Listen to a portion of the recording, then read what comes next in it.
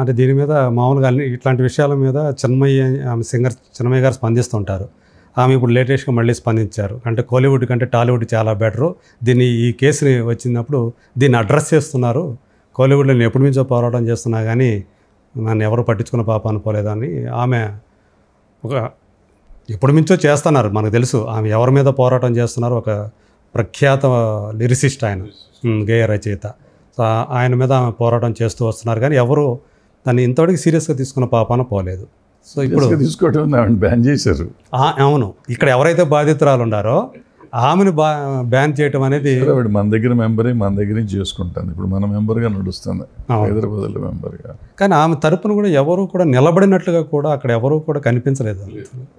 అదే, సో ఆమె సింగిల్గానే ఆమె ఇప్పటికీ ఫైట్ చేస్తూనే ఉన్నారు అనుకుంటా. ఇప్పుడు మన దగ్గర శోభ చేయట్లేదు అనుకుంటే, మేకప్ ఉమెన్ శోభ మొదటి కార్డు ఇవ్వట్లేదని అప్పటి నుంచి చేస్తానుంది. వైసీపీ రిటైర్మెంట్ ఏజ్ కూడా వచ్చింది, 30-40 ఏళ్ళు. కార్డు ఇవ్వట్లేదనా? ఇక్కడ కార్డు ఓకే, 40 ఏళ్ళ నుంచి లేడీస్కి చేయకూడదు అని చెప్పి. ఓకే, నేను అప్పుడు సెక్రటరీగా ఉన్నప్పుడు ఫెడరేషన్కి, అప్పుడు మనం ఫెడరేషన్ నుంచి ఇచ్చాం కార్డు, అయినా కూడా పని చేయనవలేదు. తర్వాత చేసింది నరేష్ గారికి పర్మనెంట్గా ఉండేది. అవును, మేకప్ అవును కదా, నరేష్కి పర్సనల్ మేకప్ చాలా కాలం అక్కడ ఆయన చేసింది. టీవీ సీరియల్లో ఏ చేసుకుంటూ ఉంటాం, సినిమాలు అప్పుడప్పుడు చేస్తాం. సో అది మొదటి నుంచి ఉమెన్ అంటే కొంచెం ఇది ఉంటుంది.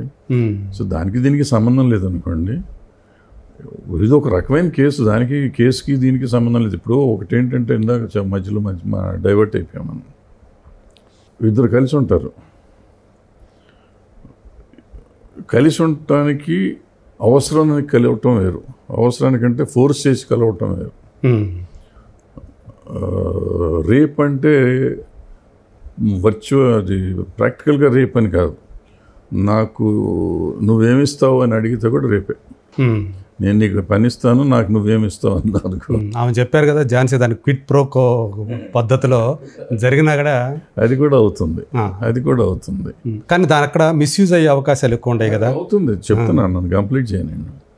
అట్లాగే ఇప్పుడు చట్ట ప్రకారం భార్య కూడా ఇష్టం లేకపోతే భార్య దగ్గరికి వెళ్తే కూడా రేపే అంటున్నారు. ఇప్పుడు ఇష్టం లేనప్పుడు పింక్ సినిమా చూసాం కదా, నో మీన్స్ నో అని. సో ఏదైనా రేప్ కిందే వస్తుంది. రేప్ అనగానే ప్రాక్టికల్గా రేప్ చేసేసారా రేపు వాళ్ళు ఇష్టం సహజీవనం చేయొచ్చు. చాలామంది సహజీవనాలు చేస్తున్నారు. ఇప్పుడు సహజీవనం చేసినాక విడిపోయిన తర్వాత నాకు ఇష్టం లేదండి, నేను ఇంకోళ్ళతో కలిసి వెళ్తాను, ఈ పలానా అబ్బాయితోనో అమ్మాయితోనో విడిపోయి ఇంకొక అబ్బాయితోనో అమ్మాయితోనో ఉంటున్నాను. ఉంటే వీళ్ళు నేను వదిలిపెట్టలేకుండా నాకు వస్తావా సస్తావా అంటే కూడా రేపే. అది కూడా కేసే కదా. ఇప్పుడు మనకి ఇష్టం ఉన్న రోజులు కలిసి ఉన్నాం, ఇష్టం ఉన్న రోజులు కలిసి ఉన్నారు కదా, ఇప్పుడు ఎందుకు రారు అంటే దానికి ఏంటి అర్థం?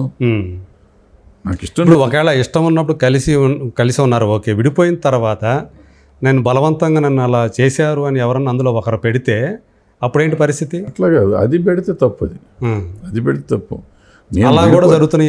విడిపోయినాక అదే చెప్తున్నా, అవన్నీ తప్పు కింద తీసుకుంటారు, తప్పులు తప్పు కింద తీసుకుంటారు, ఒప్పు కింద తీసుకుంటారు. విడిపోయిన తర్వాత నువ్వు విడిపోవటానికి వీలు లేదు, నువ్వు నా దగ్గరికి వస్తావు అంటే కేసే కదా. మరి ఇక్కడ అలాగే జరిగిందని కదా, ఇక్కడ యాక్చువల్గా జరిగింది సహజీవనం యాక్చువల్గా అని కదా. మరి కాకపోతే ఇప్పుడు అంటే ఈయనకి సంబంధించినటువంటి ఏదైతే ఒక బలమైనటువంటి ఇష్యూ ఏదంటే అంటే ఈ మొదలైనప్పుడు ఆ అమ్మాయి మైనరు అనేది ఒక ప్రధానమైనటువంటి కీలకాంశంగా మారింది. సో అలాంటప్పుడు ఇతను బయటకు వచ్చే ఛాన్సెస్ కూడా తక్కువ ఉంటాయి కేసు నుంచి అనేది కూడా ఒకటి. అయ్యో రావచ్చు, రాకపోవచ్చు, రావాలి, అంటే పోక్సో కలిసి ఏదైతే ఉందో అది ఉంటుంది, అంటే సీరియస్నెస్ ఉంటుంది. కానీ బట్ ఇన్ని రోజుల తర్వాత చెప్తే ఎంతవరకు అది ఉంటుంది, ఎంతవరకు ప్రూవ్ అవుతుంది చూడాలి కదా. అంత ఈజీగా అంటే మొత్తం మీరు ఒక అంటే రీడ్రెసల్ ప్యానల్లో ఉన్న పక్కన పెట్టినా కానీ మైనర్ కేసు మనకు సంబంధం లేదు. అదే నేను అంటుంది, ఒకవేళ మైనర్ కేసు మనకు సంబంధం లేదు, రీడ్రెసల్ ప్యానల్కి సంబంధం లేదు. అది వాళ్ళు చూసుకునేది, పోలీసులు కోర్టులు చూసుకోవాలి, చట్టాలు చూసుకోవాలి. అదే మీరు ఒక బీయింగ్ ఏ సినిమా పర్సన్ అంటే ఇక్కడికి వచ్చిన దగ్గర ఏంటంటే మనకు వచ్చిన కేసు కానీ మీకు మీడియాలో కూడా చూశారు, నన్ను పని చేసుకోనివ్వటం లేదు అనేది ఆమె కంటెన్షన్. నేను సంబంధం లేదు మా ఇద్దరికి, విడిపోయాము, విడిపోయిన కాడి నుంచి మమ్మల్ని పని చేసుకునేవట్లేదు అనేది ఆమె కంటెన్షన్. దాని మీద తప్ప మిగిలిన మీద మనకి ఇంకా దాంట్లో కూడా చేసింది, నన్ను మతం పెళ్లి చేసుకోమని మతం మార్చుకోమని చెప్పి వేధించారు, కొట్టారని కూడా పెట్టారు కదా దాంట్లో. అవన్నీ అంతకుముందు జరిగినాయి. అయిపోయినాక విడిపోయాం కదా. విడిపోయి నా పని నేను చేసుకుంటాను, నన్ను చేసుకునేవట్లేదు అనేది ఆమె కంటే నిజం అబద్ధం అనేది తేలాలి కదా. ఇప్పుడు దీనికి సంబంధించి ఒక హీరో ఒక డైరెక్టర్ కూడా అమ్మాయికి అభయం ఇచ్చారు, మేము పక్కన ఉంటాం మీకు అని చెప్పేసి కూడా వస్తున్న దాన్ని ఎలా చూడాలి మనం? ఇచ్చారని ఎవరు చెప్పారు? ఊరికి అనుకుంటాం, మనం అనుకుంటాం కానీ బయట ఎందుకు ఝాన్సీ గారే చెప్పారు కదా. ఎవరో ఇప్పుడు ఎట్లా ఉంటుంది, ఎట్లా ఉంది, ఇప్పుడు నువ్వు ఉన్నావయ్యా, ఇప్పుడు ఏదో కంపెనీ ఏదో పని చేస్తున్నావు, పలానా కంపెనీలో పని చేస్తున్నావు, నిన్ను తీసేశారు, ఏదో పనిలో తీసేశారు, అక్కడి నుంచి తీసేస్తే నేనేం చెప్తాను, తమ్ముడు నీకేం లేదు, నీకేమన్నా ఉంటే నేను ఉన్నాను చూసుకుంటాను అని చెప్తాను. ఏది నాకు ఇంటర్నల్గా ఏం జరిగిందో నాకు తెలియదు కాబట్టి చెప్తే, ఇప్పుడు నేను ఆ కంపెనీకి అగెనిస్ట్గా నేను మాట్లాడినట్ట, నీకు సపోర్టివ్గా మాట్లాడాను, నువ్వు తప్పు చేస్తుంటే డెఫినెట్గా నేను నీ జోలికి రానికి మళ్ళీ నువ్వు కనపడ్డ రోడ్లో కూడా నీకు కనపడలే కదా. ఇన్ని మాటలు చెప్పావు కదా అన్న, నువ్వు నాకు చెయ్యవా, నువ్వు వచ్చావు అనుకో, నువ్వు తప్పు చేసావు కదా నేను రానంటా కదా. సిమిలర్గా ఒక హీరో అనుంటే అనుండొచ్చు, అంటే ఫర్దర్గా నేను చేసే సినిమాలు కూడా కానీ కాదు, ఈ విషయానికని కాదు, ఎవరమైనా కానీ ఒకళ్ళకి అన్యాయం జరుగుతుంది అనిపిస్తే, అన్యాయం జరిగితే మేము ఉంటామని చెప్తాం మనం. వాళ్ళు తప్పుడు వాళ్ళు అయితే డెఫినెట్గా వాళ్ళ తప్పుడు వాళ్ళకి మనం సపోర్ట్ చెయ్యం, ఎవరైనా, ఆ హీరో అయినా నువ్వైనా నేనైనా ఎవరైనా చెయ్యం. బట్ ఇన్ జనరల్ ఏంటంటే మనం మానవత ధోరణిలో ఎవరికైనా అన్యాయం జరుగుతుందంటే మీరు భయపడొద్దు, అందులో పర్టికులర్ లేడీస్కి మీరు భయపడొద్దు, మేము ఉంటామని చెప్తాం, భరోసా ఇస్తారు, భరోసా ఇస్తాం. ఆ భరోసా ఇప్పుడు అవతల అమ్మాయో అబ్బాయో తప్పుడు వాళ్ళు అయితే వాళ్ళకి ఎందుకు ఆ భరోసా నిలబడదు కదా. అవును, రేపు ఒకవేళ నిజం తెలిసిందనుకోండి, నిజం తెలిసి తప్పు, నిజంగా ఆమె తప్పు అని తెలిసిందనుకో, అప్పుడు భరోసా ఇచ్చిన వాళ్ళు ఎందుకుంటారు, తప్పు చేసే వాళ్ళని సపోర్ట్ చేసుకుంటూ తిరుగుతారా ఏంటి? ఇప్పుడు ఫర్దర్గా ఈ కేసు ఏదైతే మీరు అంటే మీ దృష్టికి వచ్చింది కాబట్టి దీనికి సంబంధించి మీ పాత్ర ఎంతవరకు ఉంటుంది, ఈ ప్యానల్ పాత్ర ఎంతవరకు ఉంటుంది?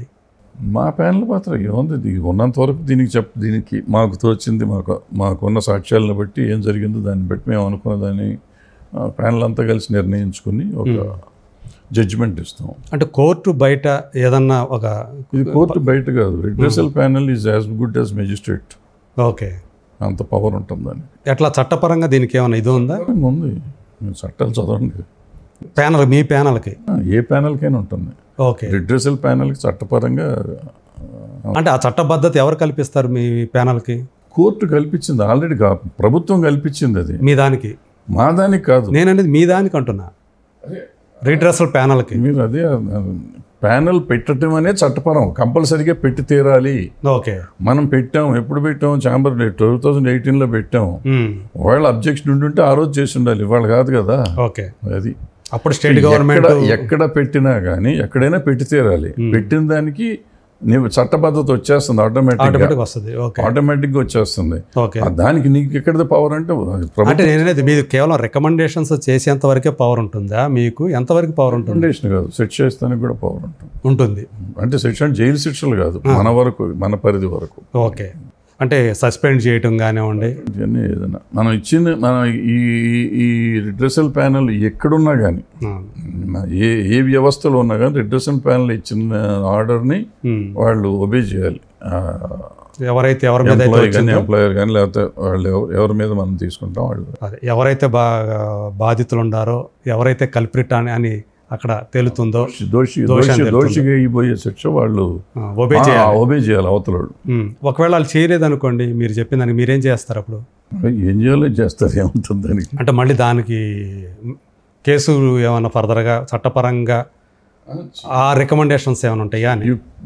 అనేది ఉండదు, దానికి ఉండకూడదు అని అంతకు ముందు కూడా మనం చూసాం కదా. మనం ఇప్పుడు దీనికి చట్టబద్ధత ఉంటేనే, చట్టబద్ధత లేనప్పుడు కూడా మనం కాదనుకున్నప్పుడు కాదు కానీ చేశాం కదా. అదే ఇప్పుడు మీరు ఇచ్చిన రికమెండేషన్ ప్రకారమే, మీరు చెప్పిన దాని ఆదేశాల ప్రకారం ఇప్పుడు ఆయన్ని అధ్యక్ష పదవి నుంచి తొలగించారా?